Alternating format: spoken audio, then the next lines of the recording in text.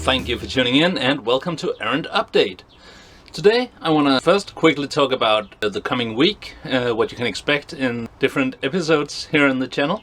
And then, as the title says, I want to show you my Harlequin kill team in its sub-assembled state pre-painting, and talk a bit about my thoughts on that and what weapon options I choose to magnetize and why, and yeah, stuff like that. And finally, I want to talk about my upcoming birthday party, where my wife and I, our birthday is within the same week, are going to host a small narrative campaign of Shadow Armageddon for some friends, and talk a bit about how to broadcast such an event. So, a quick overview of the week. Today, obviously, we are talking Magnetized Harlequins. Then on Wednesday, I'm painting up a beautiful laser cut kit from Prometheum Forge. It's a relatively new laser cutter company, I think, based in the US. They have a store on Etsy, and I think they just finished a pretty cool Kickstarter with tons of Necromunda scale and lookalike terrain that is totally modular and looks really cool. So go check that out. And on Friday, for Hobby Tips, we're going to do something fun and try to create a scratch build piece of scenery using the regular stuff that I find around the house, and combine it with some of the leftover pieces from on a Shadow Armageddon scenery sprue to make it fit in with the terrain. And I think that should be pretty interesting. So anyway, that's the week on Errant Painting. Oh, and Saturday night, I don't know what we're gonna do yet. We'll figure something out. There will be an episode of Night Errant, I hope, but I don't know with who or what we're gonna talk about yet. So, this is my Harlequin kill team, as it looks right now. I've cut away the Elder ruins on their bases and replaced it with scrap metal and stuff like that to make them fit into the Shadow Wall theme, and I think that went pretty well. I've chosen to paint them in these three sub-assemblies or parts: heads, torsos and legs, so that I can airbrush in different colors and then paint in the details by brush afterwards. So the legs and heads will get a sickly green going all the way up to yellow, and the torsos will get a purple going up to almost white, I think. At least that's the plan for now. And then they are going to wear black body gloves underneath, and then I'm going to try and do something funny with all the metal bits on them. You can see here what heads I chose and what masks. I love how you can add different masks to the heads and stuff like that. It's loads of fun when assembling. Also, the torsos, there are quite a few options there, and actually there are 2 front parts and 1 back part spare, so with an extra pair of legs you could make 7 Harlequins. But anyway, stuff like that is always nice for the bits bugs. So yeah, for weapons, I've chosen to give everybody a sword. There are 6 swords and a power sword, all for the right hand. So for now I've magnetized 6 regular swords, and my idea is that they will do fine for swords, or Harlequin's blade, monomonocular blade and power sword as well. I like Visivik, but I think still a fancy sword is a fancy sword.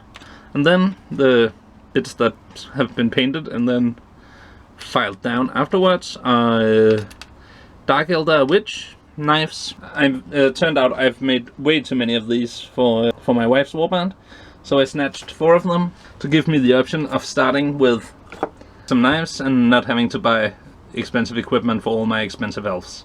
Oh, and all the knives are left-handed, so I can give my Harlequin sword and knife. Also, the special pistols, I have 4 of each. The box comes with 2, and I ordered 2 extra of each from a bit store.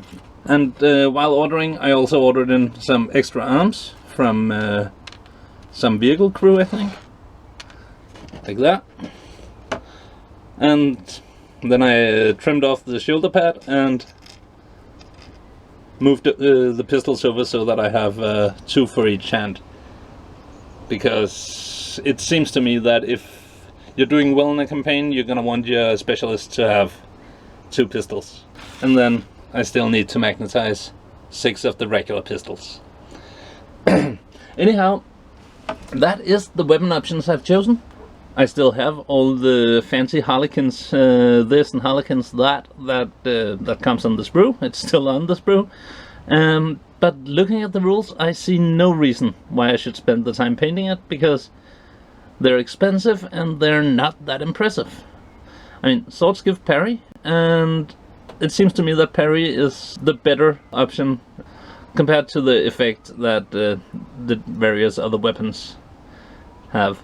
If I've totally miscalculated or totally overlooked something, please let me know in the description below. I have not played any games with these, and I don't expect I shall till the narrative campaign starts.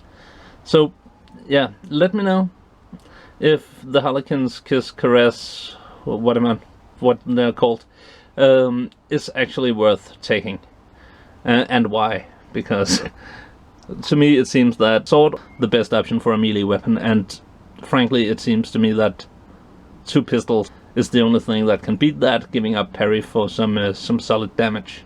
So yeah, that's the Harlequin kill team I'm working on. I will probably not film the painting of them, but once they're done I will make a spotlight video of some sort, probably here on a Monday Errant Update episode. Yeah, so this narrative campaign that I've been bringing up a few times, it will be played over the course of a weekend, starting Friday afternoon and then ending sometimes like Sunday at noon, I think. And the idea is that every player gets a sheet where they can cross out battles they've played, and they'll have 3 pickup games and 3 narrative missions to cross off, and they can do that in any order and whenever they want over the course of the weekend.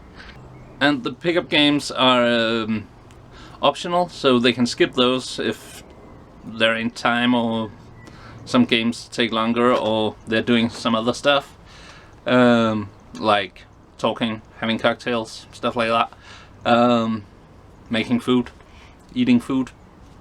Anyway, so 6 games per player over the course of these 3 days are one-on-one games, where half of them are custom story-driven scenarios.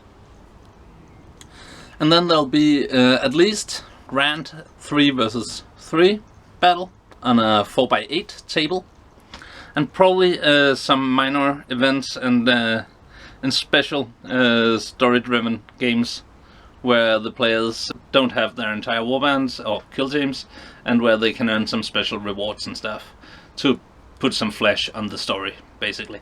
So yeah, that's what I'm working on, and since I'm gonna be playing in the campaign myself and don't want to spend the whole weekend filming and narrating, I've been thinking a bit about what I can do to broadcast some of what's happening to you guys. The first thing, which is obvious, is that you can follow the campaign on Shadow Warzone, and I've created a profile for the campaign called Awesome Guard, and a campaign in the campaign system called Ashes of Awesome Guard. I'll put a link to the campaign down here, and yeah, the different kill teams will be put into that, and you can see their progression over the weekend if you want to, but that's not very action-packed. Also, I'll be sure to put some more information into the different kill teams, so a bit of their story is actually told in the kill team description. Oh, anyway, so for something to broadcast here on the channel, I will, of course, film as many episodes of Night Errant as I possibly can while having all these people in and around the house. But for the campaign itself, I think it'll be something like some status interviews, a about how this or that warband is doing, some montage filming of various games. It would be fun to try and do at least one full battle report of one of the games, but I'm not sure if that would be interesting to see out of context. Though I could of course then just add a bit of storytelling before and after. I'm not sure. Anyhow, that's the thoughts I'm toying around with and stuff like that. So if you have a desire to watch some of this, or if you just have some good ideas for me, again, below, let me know. It would be nice to have a solid plan once the campaign is ready to start. So yeah, that's it from Errant Update today. Check back Wednesday for Errant Painting, and take care and bye bye.